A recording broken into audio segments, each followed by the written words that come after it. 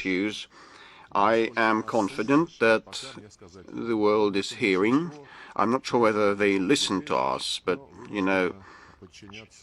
the majority know what it is all about, but they have to abide by the toughest dictate.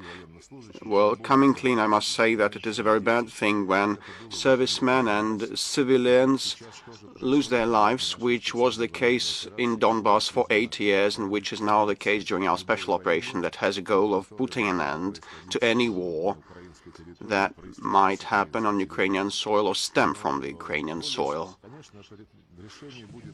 Definitely a way out, a solution will be found, and the minimum terms acceptable to us are well known, and they are discussed at the talks with the Ukrainian side, which happened in Gomel and which will be the case today. The Ukrainian team once again has found some reasons to postpone the negotiations. Probably they most likely receive the instructions from Washington. This is not a standalone autonomous country, but anyway, the talks will take place. I will not go point by point.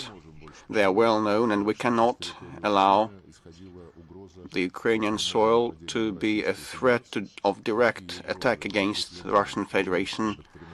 And, these threats are enshrined in Kiev's doctrines, current doctrines, and their desire to join NATO, which knows no rest, and the lack of desire, the absence of desire of NATO to take measures against providing one's security at the expense of others' security are among the main reasons. But I want to say a different thing now.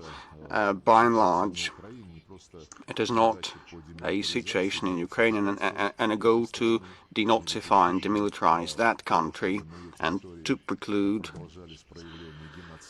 seeing the manifestations of genocide on that territory and putting an end to any sort of violence and allowing the Ukrainians to define their own fate and destiny. But more generally, it's about the global order, and the West has been dodging responses and feedback on our clear-cut proposals with respect to the European security architecture.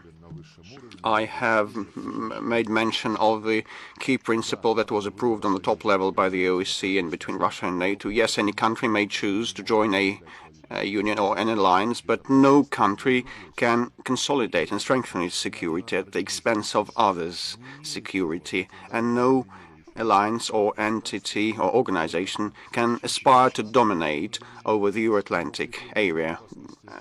Unfortunately, NATO has been acting in this vein, and it's the talk of the town that they are consolidating and improving their security at the expense of our security. But all the assertions that this will not be a threat to Russia's security are null and void. Well, how can the West decide what is needed for us to feel secure? It is similar to what they did, deciding instead of Germany and others what is needed to provide their energy security, and they decided, made up their mind that they don't need the Nord Stream 2 because they will supply American LNG. They will ship LNG, which is several times more expensive. So they're hearing to what we're saying, but they do not listen to what we say, and they are trying to impose their ideas about how we shall live on. And what springs to me is as follows: Napoleon and Hitler back in the past wanted to subjugate Europe, and now the United States does that, and the European Union was shown its place, and the Nord Stream 2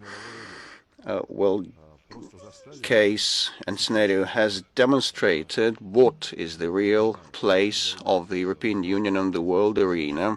And now talks are heard and the claims by the Western capitals are heard, but that actually provides us with a picture on the global arena. It is similar to Hollywood.